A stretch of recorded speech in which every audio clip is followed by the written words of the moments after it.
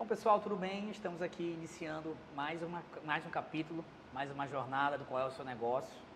E hoje estamos aqui com um grande empreendedor, que está no mercado de alimentos há muito tempo. E eu quero apresentar para vocês aqui o Flávio, do Bangalô Nordeste. Tudo bem, Flávio? Seja muito bem-vindo. Obrigado por aceitar o nosso convite. Muito obrigado, Diego. Obrigado pelo convite. Obrigado por acreditar em nosso trabalho. Perfeito.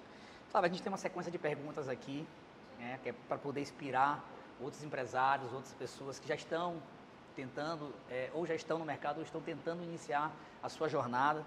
E a gente quer contar a tua história justamente para isso, para que sirva de inspiração para essas pessoas. Vamos nessa? Vamos sim, simbora. Quem é o Flávio Dionísio de Oliveira? Boa pergunta. Quem é o Flávio Dionísio de Oliveira?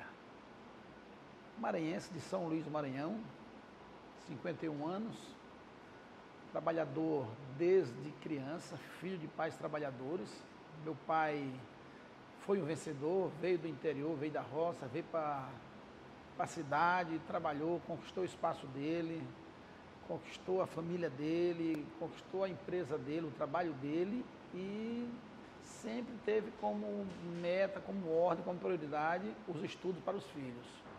Sempre botou os filhos em bons colégios aqui em São Luís, mas nunca deixou de botar os filhos também para trabalhar. Sempre achou que os filhos dele deveriam trabalhar também. Sim. Flávio, conta pra gente um pouco como foi a tua infância. Ela foi uma infância normal, difícil? Conta pra gente um pouquinho essa vinda, teu pai era do interior, tu nasceu lá, veio pra cá. Conta pra gente como foi. Não, nasci aqui na ilha já. Nasceu já na ilha. Minha infância, graças a Deus, foi muito boa, muito tranquila. Foi uma infância boa como qualquer outra criança, tranquila. Brinquei muito, me diverti muito, estudei em colégios bons, como eu disse, mas a responsabilidade, meu pai sempre plantou isso na família, a responsabilidade. Nas nossas férias escolares, papai sempre levava a gente para a empresa para trabalhar. A gente passava nossas férias, era trabalhando com ele na empresa dele. Não tinha aquela moleza de férias, acordar 10 horas, 11 horas, meio-dia, não. Tá de férias? Vamos trabalhar. Perfeito. E qual era a empresa do teu pai, já que tu está falando nisso? Ele trabalhava com o quê? Que nicho? Meu pai começou como técnico em eletrônica. Foi o primeiro técnico em eletrônica do Maranhão. Saiu do interior, foi para o Rio de Janeiro se capacitar, fez curso de radiotécnico na época, né? Uhum. A profissão na época era radiotécnico. Quando veio do Rio de Janeiro, comprou uma pasta de ferramenta e saía de porta em porta consertando televisão. Na época era televisão a válvula ainda. E assim foi crescendo, foi trabalhando, foi conquistando o espaço dele, conquistando as coisas. Trouxe a família do interior, casou com mamãe 10 anos mais jovem do que ele. E mamãe uma super guerreira também. Você sabe que atrás de um grande homem sempre tem uma grande mulher. Foi uma união que deu certo. E papai cresceu muito, ajudou muito a família. Os filhos não tinham o que reclamar dele. Todos os filhos estudaram em colégios bons. E todos souberam aproveitar a oportunidade que ele deu. Perfeito. Flávio, qual era teu sonho de criança? Assim? O que tu queria ser? A gente sempre tem aquele sonho, né? Polícia, médico, dentista, advogado. O que tu pensava que tu seria, assim? Cara, eu tinha muita vontade de ser polícia. Tu acredita? Policial. Minha vontade era ser militar. Mas meu pai sempre foi contra. Meu pai, como todo homem de interior, almeja sempre ter um filho médico, um doutor, né? Como chamava no interior. A vontade do meu pai era sempre ver os filhos formados, sempre ver os filhos doutores. Mas, tanto que quando eu fiz 18 anos, que eu terminei o 2º grau, eu quis prestar concurso para ser policial militar, ele não permitiu de jeito nenhum. Tu vai estudar. Perfeito, perfeito. E, Flávio, na tua jornada, né, na tua vida, onde começa a parte empreendedora? Como é que tu viu ali que bom, já que eu não vou ser policial, eu quero empreender, o que aconteceu, alguma coisa que te fez querer ser dono da tua própria história, do teu próprio negócio? Foi sem querer, foi uma oportunidade? Como é que começou isso? Então, como a gente criança, papai já despertou na gente, despertou nos filhos, esse empreendedorismo na gente, né? Que a gente sempre trabalhava nas férias, como eu falei, ele levava a gente para o trabalho e isso a gente vai aprendendo, a gente vai puxando, vai pegando, vai crescendo, vai vendo as oportunidades de negócio. E eu, desde pequeno, sempre fui danado para trabalhar, danado para negócio. E, infelizmente, Diego, quando eu completei 18 anos e um mês, meu pai faleceu. Meu pai faleceu num acidente de carro, né? Eu, até então, com 18 anos, muito jovem ainda, tinha acabado o 3º ano. e tive que assumir uma parte dos negócios do meu pai. E já tinha uma certa experiência, ele tinha sociedade com a família, com os tios, né?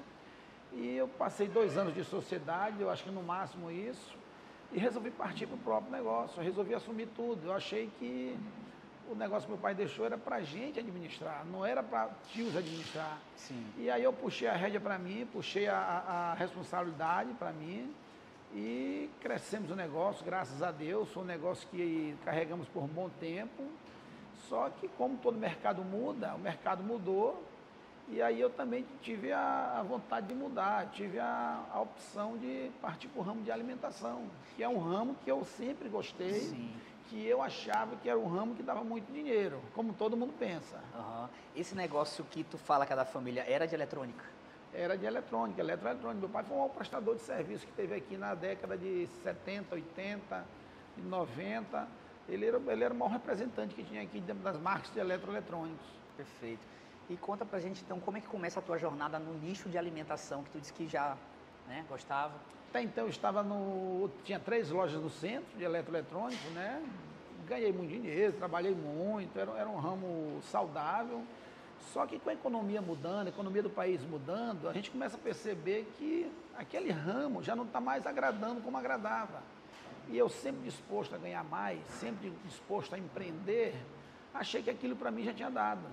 Sim. Aí eu recebi uma proposta para trabalhar na área da Alumar, da Vale do Rio Doce, para gerenciar uma empresa, um bom salário, e resolvi encarar, resolvi aprender um pouquinho mais. Sim. E fui, passei 1 ano na Alumar. Você tinha quantos anos? Nessa época eu estava com 28 anos, mais ou menos. Ah, já tinha? Já estava com uns 28 anos, eu acho. Aí eu resolvi trabalhar de empregado na Alumar, né? Uma terceirizada da Alumar. Passei 1 ano lá, mas percebi que quando você é empreendedor, você não consegue ser mandado por ninguém. Você nasce para ser empreendedor, você nasce para mandar, tá? E eu aprendi muita coisa, fico muito grato à área da Alumar, que eu aprendi muita coisa. E soube usar esse aprendizado quando eu abri meu primeiro restaurante, porque eu sempre achei, como todo mundo acha, Diego, eu tenho muitos amigos, meu restaurante vai ter muito cliente. Isso é um erro. Isso é um erro, Diego. Outro detalhe, que muitos pensam, restaurante dá 100% de lucro, todo mundo tem que comer. Isso é uma lenda. Nunca deu 100% de lucro. Ainda mais agora, com essa economia instável do jeito que está, mais difícil ainda. Minha esposa cozinha muito bem, vou montar um restaurante. Coitado, acabou com o casamento dele. Acabou com a vida da esposa. Então, eu tinha essa ideia, que o restaurante era muito bom. Aí montei meu primeiro restaurante, lá no Araçagi, chamado Franguitos. Franguitos. Isso já era 2011. 2011, montei o Franguitos, era um galeto, com pratos à la carte, pratos feitos, pratos executivos. E comecei a trabalhar, comecei a gostar. Engraçado, Diego, naquela época eu era pequenino, mas vendia bem, tinha mais qualidade de vida, né? Hoje, quando a gente cresce, a gente perde um pouco a qualidade de vida. Mas aí tudo bem, montei o Franguitos, foi crescendo, chegou um ponto que ele não tinha mais para onde crescer. E aí chegou no topo lá, né? Chegou no topo. Aí chegou um cidadão lá uma vez para almoçar e me ofereceu um sítio. Cara, eu tenho um sítio aqui perto e tal, tu não tem interesse em alugar esse sítio? E eu, como sempre empreendedor, digo, tenho interesse sim, vamos ver. Fui olhar o sítio muito bom, um sítio grande, e eu resolvi partir para esse sítio, para algo maior. Aluguei o sítio dele, aí comecei a trabalhar, montei um restaurante, aí foi que nasceu o Bangalô. Bangalô, há 10 anos atrás nasceu o Bangalô, era Bangalô Turiúba. De onde veio o nome Bangalô Turiúba? O nome Bangalô é uma casa ampla, uma casa varandada, ou então pequenas casas cobertas que o pessoal chama de Bangalô. E meu pai tinha um sítio na Raposa e a gente ia muito para esse sítio. E lá tinha muito pescador no bairro, né? E tinha várias barracas e meu pai chamava aquilo de Bangalô. Aí papai dizia pra gente, isso aqui é um bangalô, isso aqui é bangalô, e aquilo gravou na minha cabeça. Sim. E foi um nome até mesmo em homenagem ao meu pai, Bangalô. O Turiúba é porque o nome do dono do sítio, ele era de São Paulo, ele é de São Paulo, uma cidade chamada Turiúba, e o sítio dele era Rancho Turiúba. Aí eu disse, aí ele não queria tirar o nome do sítio. Eu disse, vamos fazer o seguinte, o empreendedor, se tu baixar meu aluguel, eu deixo o nome do sítio, Turiúba. Aí eu botei, aí ele baixou o aluguel, eu botei Bangalô Turiúba. Essa foi a origem do nome Bangalô Turiúba.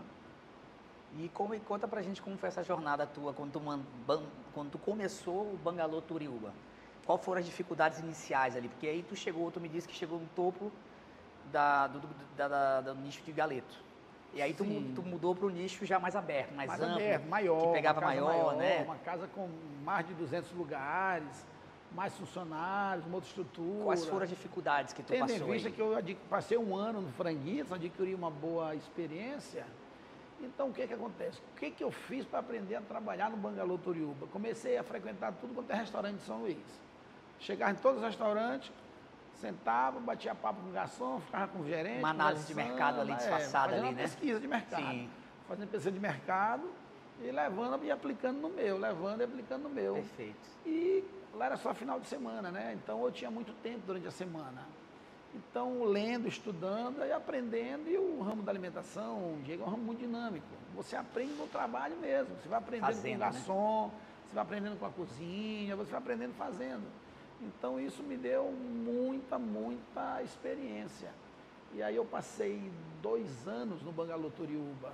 Muito bom, sempre operando no azul, nunca operei no vermelho. Só que, infelizmente, veio aquela obra que teve na Avenida do Araçagi, na Estrada do Araçagi, aquela obra que parou tudo, né? Me lembro, quebrou muito comércio ali, justamente porque demorou muito tempo a conclusão dela. Pois é. E aí, o que acontece? Aquilo me preocupou bastante. E aí eu pensei, não posso ficar aqui. Se eu ficar aqui, eu vou quebrar também. E aí, eu procurando um ponto, até então, eu com minha esposa, na época, procurando ponto, a gente teve a ideia de botar um espetinho. Aí começamos a visitar tudo que é espetinho de São Luís, para entender um pouco de espetinho. Todos os espetinhos de São Luís a gente foi, todos que você imaginar. E aí, a gente procurando ponto. Até então, minha esposa olhou esse ponto aqui, onde eu estou estabelecido até hoje, aqui no Barra Mar, e disse, olha, ali é um ponto bom, Flávio, vamos olhar. Aí digo, vamos lá ver. Quando eu chego no ponto, o ponto estava para alugar, tinha várias pessoas querendo o ponto. E aí, quanto era aluguel? Aluguel X, mas tinha que ter fiador, tinha que ter calção, era um dinheiro que eu não tinha esse dinheiro. Aí foi um balde de água fria em cima da gente. Eu digo, eita, e agora? Como é que eu vou fazer? E aí eu conversando com um amigo meu, que era amigo do dono do ponto, pedi a ele para falar com o dono do ponto, para tirar a calção. E velho networking, né? Que o velho networking. Aí eu disse, o Doroteu, inclusive o nome dele, Doroteu, tu fala com fulano, cara, vê se ele não quer me alugar isso aí sem calção, sem fiador, tô com pouco dinheiro, tô começando e tal. Aí meu amigo Doroteu foi lá falar com ele. Quando falou com ele, ele não aceitou. Aí o Doroteu disse, para Flávio, ele não aceitou. Ele só faz se tiver um fiador. Eita, Doroteu, e agora? Não tem ninguém, cara, porque você sabe, pedir favor para os outros não é fácil, é uma coisa muito chata. E há favores que são impagáveis, né, Flávio? Favor se paga com favor. Favor se paga com favor, e alguns favores são impagáveis, eu falo muito assim. E aí eu sou grato ao Doroteu até hoje, porque quando ele me deu a notícia que a locadora a imobiliária não queria alugar sem fiador, de prontidão ele disse, pois eu vou ser fiador dele. Eu não imaginava isso. E aí eu sou muito grato a ele. Ele foi meu fiador por vários anos, né? E aí eu montei o Bangalô Espetinho, Bangalô Nordeste, tudo, e foi crescendo, foi trabalhando, alugamos mais uma loja, alugamos mais outra, e alugamos mais outra, e graças a Deus abrimos mais uma unidade, abrimos uma unidade na Península, abrimos uma unidade na Mário Andreasa, nossa primeira franquia, e trabalho crescendo, trabalho sempre crescendo, produto crescendo, o Bangalô ganhando mercado, os clientes sempre favoritando o Bangalô, até então tudo às mil maravilhas, concorrência pouca, eu nadando abraçadas, sim, né, graças a Deus. Aí veio a tal da pandemia, meu amigo. Antes de tu entrar na pandemia, eu queria fazer só uma colocação aqui, para quem está assistindo a gente, que é empreendedor, que a primeira dificuldade do Flávio não foi nem relacionado ao negócio em si, mas um fator externo que foi a construção, um prolongamento da avenida que fez com que tu tivesse um problema, ou seja, um problema macro. Não foi gestão, não foi nada ligado, porque tem fatores que às vezes a gente não está preparado, são fatores externos que nos prejudicam, né, Flávio? Sim, que a gente não está preparado. Sim. E agora ele vai entrar no segundo fator que ninguém estava preparado, que é a pandemia. Que é a pandemia. Então, passamos aí praticamente 6 anos bombando, trabalhando, abrimos as outras unidades, como lhe disse, tudo, negócio. Chegou a ter quantas unidades? Chegamos a ter 3 unidades. 3 unidades. Chegamos a ter 75 funcionários. 75, nossa, muita gente. Muito funcionário, né? Mas, graças a Deus, sempre de boa, sempre apresentando bem, trabalhando bem. Quando chegou a pandemia, aí o que houve? A unidade da nossa franquia era um franqueado, tá? O franqueado não conseguiu carregar mais. Não tracionou. Não conseguiu levar, não conseguiu dominar. E aí a gente cancelou essa unidade da franquia. Aí ficamos com 2 unidades próprias, que foi aqui no Barra Mar e lá na Península. Graças a Deus, superamos a pandemia bem, muito bem, graças a Deus. Então a pandemia em si, não, assim, não é que foi uma coisa boa, mas não foi tão ruim para o teu nicho, para o negócio, como para outros, né? Atrapalhou, mas não foi um dos piores mercados, não foi um dos piores segmentos, Sim. né? A gente conseguiu sobressair. E, graças a Deus, a gente passou a pandemia, o mercado está se ajeitando de novo, o mercado começou a melhorar bastante. Ultimamente deu uma queda, o mercado ultimamente entrou numa dificuldade econômica, até pelo fato da pandemia. Uma coisa que se tornou muito difícil, Diego, foi a questão da mão de obra. Hoje, o maior vilão hoje de qualquer segmento não é caixa, tá? E o grande vilão hoje, o grande problema hoje das empresas hoje chama-se mão de obra. Isso é verdade, Flávio. Você não está encontrando mão de obra hoje disponível no mercado. Lembrando que vagas de emprego tem bastante. Onde quer que chegue, tem vaga de emprego. Não temos mão de obra qualificada. É o grande problema hoje das empresas. Verdade, isso é uma coisa que eu escuto muito de todos os meus clientes. Não é do Flávio, o Flávio nem é meu cliente, tá? Deixar isso bem claro. É a capacidade, às vezes é não ter a mão de obra, e quando encontra a mão de obra, ela não tem o mínimo necessário para fazer aquela função no qual foi contratado. E aí cabe ao gestor, ao administrador, ao empreendedor, ao empresário, ter que investir nessa pessoa e às vezes correr o risco, né? Flávio, que já deve ter acontecido contigo de investir em uma pessoa, de repente Sim. A pessoa aprende e decide tomar uma nova direção na sua vida, isso acontece muito, isso acontece muito. Você qualifica uma pessoa e tem pessoas e pessoas, né, Diego? Tem pessoas que você qualifica ela e ela é empreendedora. Ela é empreendedora, é verdade. Também quer ser alguém, né? Ela procura o melhor para ela. E eu não tiro a razão deles, muito pelo contrário, eu apoio. Eu gosto de ver pessoas empreendedoras, pessoas trabalhadoras, tá?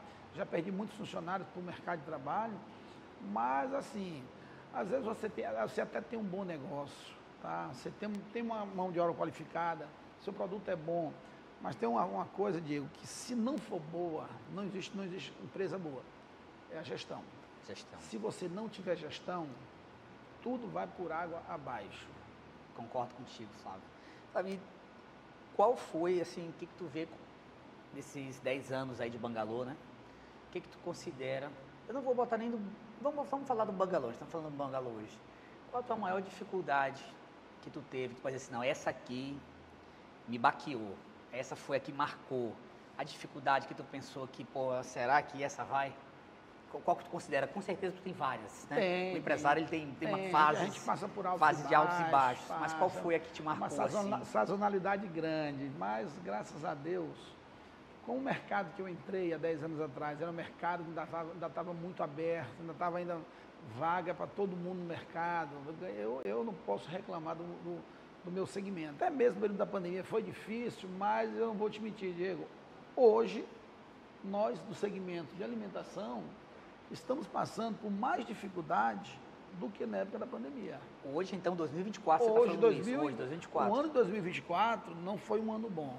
Tá? Não foi um ano bom, foi um ano duro. Na verdade, nós temos 2025, né? 25, mas 2024 é o passado. O ano de 2024 foi um ano muito difícil, tá?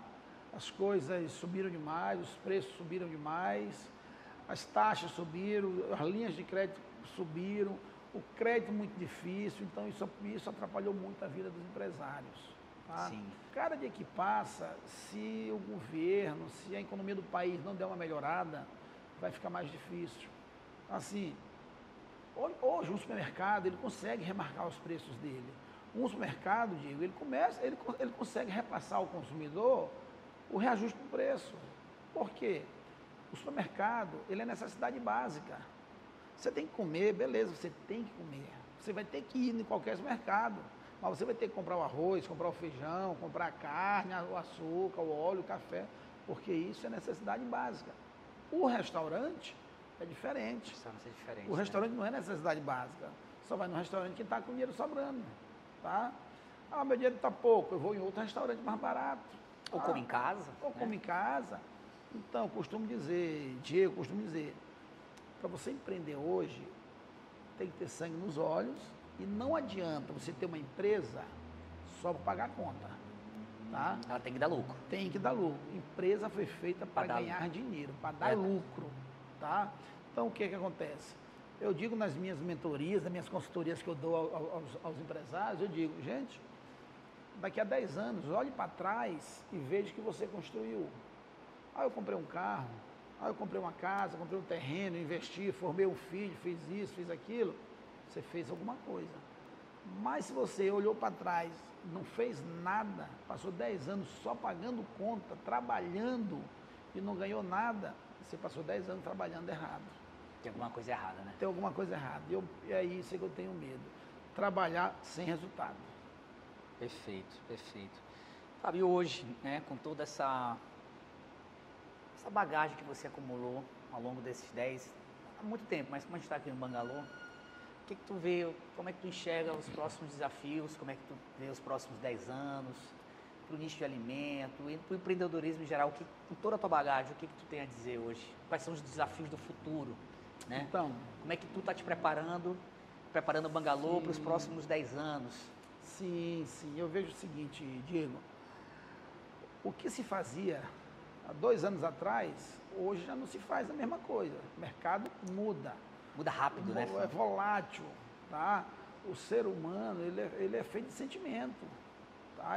O que ele sente hoje, ele pode não sentir amanhã. Eu vejo que o mercado tem mudado muito rápido, está acontecendo uma variação de valores, variação de sentimentos, de pensamentos distintos. Hoje, antigamente você com 20 anos tinha um pensamento, hoje um homem de 20 anos é outro pensamento, tá? Essa geração Z é uma geração que não sei como vai ser, tá? Não estou falando mal da geração Z, sim, mas estou vendo que uma geração que ela está demorando a acordar para o mercado. O mercado hoje, Diego, é digital, tá? O futuro do nosso mercado é digital, concordo com isso. É o digital, é empreender, para você ensinar as pessoas a empreender. Hoje não adianta mais a gente só trabalhar fazendo a mesma coisa, não. Tanto é que eu tive a ideia, né, de abrir uma empresa de consultoria, mentoria, palestra, chamada SOS Restaurante, onde essa empresa vai se tornar uma escola para donos de restaurante. Fantástico. Vou pegar essa minha bagagem que eu acumulei aí de 10, 12 anos como dono de restaurante, aprendi muita coisa e estou ajudando quem está entrando no mercado. É com venda de e-books, é com venda de treinamento, é com venda de mentorias, palestras. Esse é o futuro que a gente tem daqui para frente. Certo. Eu acho que a gente vai ter que se pegar muito ao mercado digital para poder ter sucesso. Então, tu já está dando um passo acima já. E além de ser dono de restaurante, tu também agora está querendo ser mentor para quem quer entrar nesse nicho, às vezes para quem já está e também está tendo problemas, está querendo pegar toda essa tua bagagem e poder ajudar. Exatamente. Né? E preparar também a próxima geração que está entrando aí. Quando eu comecei, Diego, como dono de restaurante, não existia coach, né? Hoje falo muito em coach. Sim. Quando eu comecei não existia coach, não existia Instagram, não existia WhatsApp, não tinha curso via Zoom, não tinha reunião via Zoom, não tinha nada.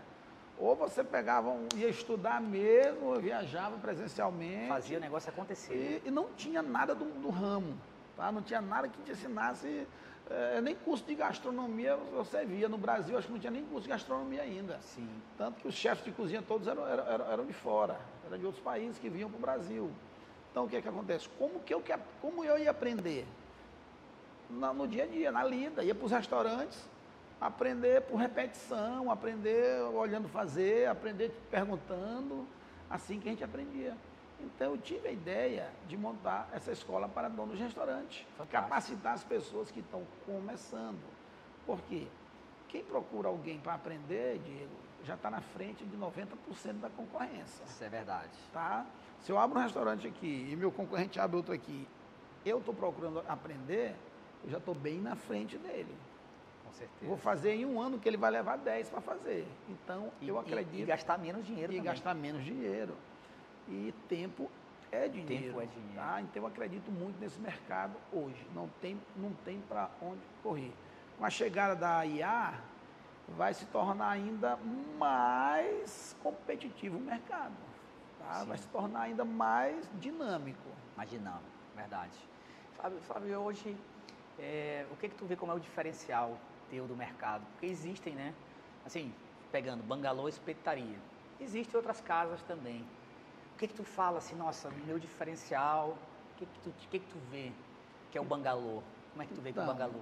Qual é o diferencial que uma empresa pode ter, Diego, hoje? Tá? Independente de ser ramo de alimentação ou não. Primeira coisa que faz a diferença é um bom atendimento. Bom atendimento. Atender, todo mundo hoje atende. Vender, todo mundo vende. Encantar é diferente. Nem todo mundo encanta. Nem todo mundo encanta. Satisfazer o desejo, satisfazer a necessidade de um cliente, nem todo mundo satisfaz. No ramo da alimentação, eu costumo dizer que aqui em São Luís, uma cidade tão boa de se ganhar dinheiro, que até quem trabalha errado ganha dinheiro, mas ganha mesmo. Por quê? Porque não tem concorrência tão grande como os grandes mercados, tá? Como as grandes cidades. Aqui você vai no restaurante hoje, você não gostou da comida, achou ruim, foi mal atendido, você sai chateado, você diz que não vai mais voltar, aí você passa 3, 4 meses sem querer ir lá, mas você já foi em todos os concorrentes daquele restaurante, você vai parar e vai dizer assim, vamos voltar lá naquele restaurante, ver se já melhorou, e acaba voltando. Sim. Às vezes melhorou, às vezes piorou, às vezes estabilizou. Então eu costumo dizer, São Luís é uma cidade para empreender ainda. Vou contar um caso aqui de uma moça que eu conheci, ela era vendedora de flores, de rosas, na noite. Né? Todo lugar que eu estava, ela estava oferecendo rosa vendendo. E ela sumiu, eu nunca mais ia, pensei até que ela tinha morrido. Depois de uns 3 anos, eu encontro ela novamente na noite vendendo flor. Aí eu perguntei, tu estava para onde? O que foi que houve? Tu parou de vender? Ela disse, não, seu Flávio, eu fui para Fortaleza. Fortaleza tem muita gente, fui para lá para vender minhas flores lá. Pô, que massa, então tu ganhou dinheiro, né? Ela, não, seu Flávio. Muito pelo contrário. Aqui é só eu numa noite toda vendendo flor. Lá em Fortaleza tinha 30 numa festa vendendo.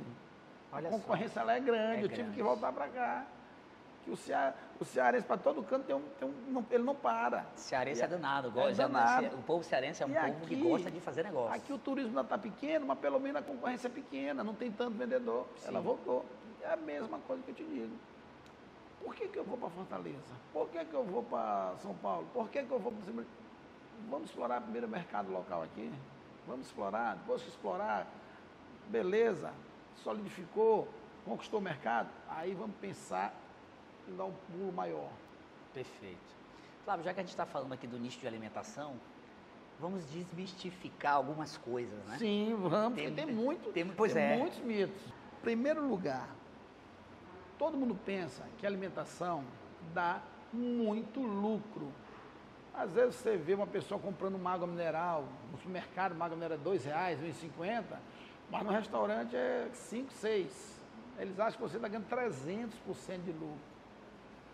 Não está, tá? Não está ganhando esse lucro todo. Ainda mais ultimamente que os insumos estão altíssimos, certo? Sim. A margem de lucro de um restaurante hoje, Diego, tá? Bem administrado, pagando tudo, teu lucro líquido hoje, tu consegue obter 10% de lucro e olhe lá. Não é uma margem tão alta. Não é uma margem tão alta, você tem que ter muito volume. Tem que ter muito volume. Tem que ser um bom restaurante para você ganhar dinheiro.